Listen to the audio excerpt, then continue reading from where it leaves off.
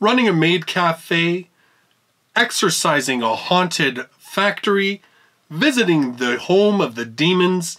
You know, for someone who really just wanted to take it easy in their next life, Azusa's really busy.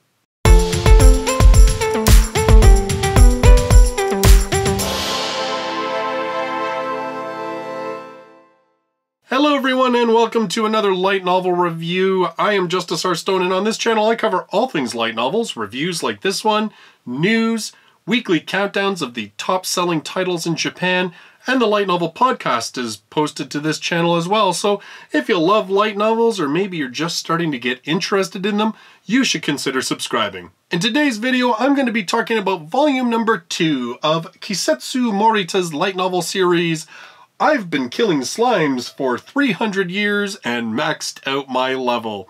This one is released officially in English by Yen On.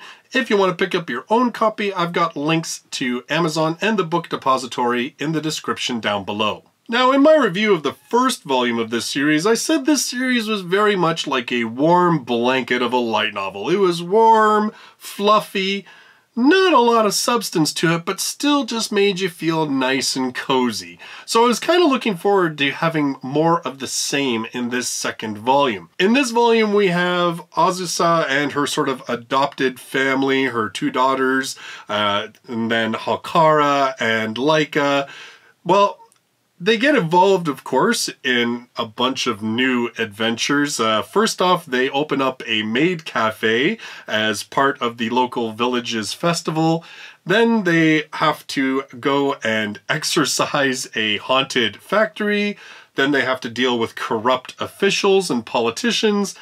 And then they go and visit the land of the demons, because the demons want to recognize Azusa for her contribution to ending the age-old conflict between the two tribes of dragons, which happened in Volume 1 well, why are you here if you haven't read Volume 1? But anyway, that happened in Volume number 1. Now, in the first volume, one of the things that I really liked was that it felt like this sort of pseudo-family, well, I mean, it is a family, that's kind of how it's been put together, really felt like a nice balance. We had Falfa and Shulsha, who were the two adorable daughters, each of them very different, one being very open, gregarious, the other one much more studious and serious. We had Laika, the dragon, filling that role of the very sort of helpful younger sister. We had Hakara, who, well, let's face it, she kind of fills the ditzy, absent-minded, needs to be, you know, bailed out of her own trouble kind of sister role, but at the same time she also had a really good head for business. She had a good head for potions and putting together potions. And then of course we had Azusa filling in that sort of motherly and older sister role. And finally, just to kind of make it a little more fun, we had the demon Beelzebub, who kind of was sort of like the older sister, the doting aunt who just kind of dropped in every now and then. It seemed to be a really good dynamic to me, and every character was unique, they were fun, they were interesting, and they just had a really good mix and blend. In fact, in the first volume, I was almost tempted to think that the author was a female, and, you know, I know this is going to be a generalization, but, as a generalization, I don't think it's too much outside. You do tend to find that female writers write family units a little bit stronger than a lot of male writers. Not all, but a lot. So I kind of felt like that whole, like, the sisterly relationships, that sort of family relationship, the strong female characters, I kind of felt like, wow, this could have been written by a woman. It isn't. The author is a male, and that becomes really much more apparent in this second volume.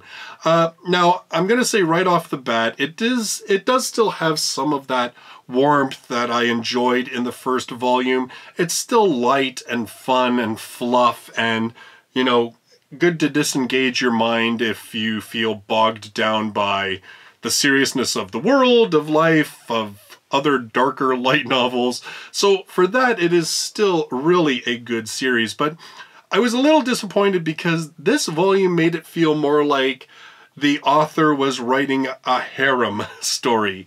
It was like, let's just keep throwing cute girls that fit a certain archetype into this story, and let's see how many cute girls of different archetypes we can pack into this house. And it just, like, really all we need was a clueless male protagonist that all of the girls are madly in love with, and this would be a harem story. The only thing that kind of sets it apart is that most of them aren't romantically in love with Azusa, but they still want that sort of, they want her to be their mom, to be their elder sister, to support them, to give them affection, but it isn't so much like a romance type thing like you would have in a typical harem. But really, outside of that, it's a lot like that. I mean, particularly, as I said, the characters that are introduced in this one, I think fit a lot more of a strict archetype than the ones that were introduced in the first volume. There's a lot of tropes. I mean, come on. It starts off with a maid cafe and all these cute girls dressing up in maid uniforms. I mean, like right off the bat, it kind of felt like, okay, this is now like, we're leaving the let's have messages of a balanced life and valuing those who come into your life and loving them as family when they prove that that's the position they should hold. Let's move away from that and let's get more into the satisfying those male fantasies with this all-female cast. Yeah, and it just kind of felt like as the story went on, that was more of what we were satisfying, and that we were just kind of trotting out these tropes that we see so often in anime, and these archetypal female characters that we see so often in harem type stories. And I kind of felt like this expanding cast was getting away from just this nice tight little family unit that I really enjoyed in the first volume. In particular, even though, yes, I mean, the title says that Azusa's maxed out her level. We know she's OP. We know that pretty much their whole family as a unit is pretty much OP, especially when they work together. So you never really expect anything's going to be overly difficult for them. You don't really expect that they'll ever lose in the end, but it just kind of felt like some of the things in this book were just taken care of a little too easily. There was just not enough character development. There was just not enough building up to make it feel satisfying and even fun in a way. I mean, there just wasn't, it just felt like we were kind of rushing to the conclusion of, let's just, here's a new cute girl to join the harem-ish. So in a way, I would say this one certainly didn't leave me feeling quite as warm and fuzzy as the last volume. And as I said, there's still lots of that stuff in here, but it feels like the tone is a little bit different in this one. It feels almost like the author, like I said, he's falling back on those tropes instead of just kind of like, what kind of fun and cool things can this family do? Why do we need more characters added to the fray? I don't know, and I think that's kind of the point. It didn't strike me that these new characters really needed to be a part of this series. It seemed to me like there was a really great family dynamic that already existed and didn't need to be monkeyed with. And I think that that's kind of where I was left a little bit cold, and the Demon King thing, I don't want to spoil anything, but the whole Demon King thing, how that got solved and what we find out about the Demon King and stuff, I don't know. I just didn't feel like there was enough of a build-up for that to really make that work. I didn't really feel like that was anything more than just, again, satisfying that kind of male fantasy-esque kind of idea. So, I was a little bit disappointed, I'll be honest. Because, as I said, the first volume was totally like a go-to for warm fuzzies. Was it still fun at points? Yeah, there were still definitely moments that I laughed. Was there still moments where I thought it was cute? Oh yeah, absolutely. Particularly between, Falfa, Shelsha, and Asusa, their relationship, there's all those kind of things are still here, but yeah, it just felt like there could have been a lot more done with this family without making it feel like we were trudging through a harem that was just slightly tweaked to make it different than your typical harem.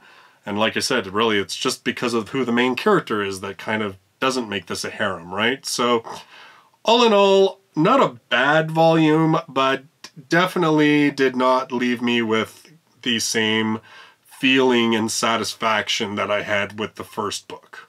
So I've read a couple of volumes of ongoing series that I've been keeping up with. I decided I should probably get back to reviewing a couple of series that I haven't even reviewed a single volume of. And this one actually is, well, I mean, the fourth volume is coming out this month, and I still hadn't even read the first volume, even though it's been sitting on my shelf for a good long time. And so that's going to be volume number 1 of Didn't I Say to Make My Abilities Average in the Next Life? This one, an isekai about an overachieving girl who, when she passes away, asks God to make her average in the next life because she's tired of dealing with people's high expectations. And, well, let's just say that God has a very odd concept of average. So that's going to be my next review. So if you love light novels or you're just starting to get interested in them and you're new to the channel, you should consider subscribing. I do reviews like this every single week, as well as weekly countdowns of the top selling titles in Japan. There's also news and the Light Novel podcast here as well. So thank you so much for joining me in this video, and I look forward to seeing you in the next one. Till then, bye-bye for now.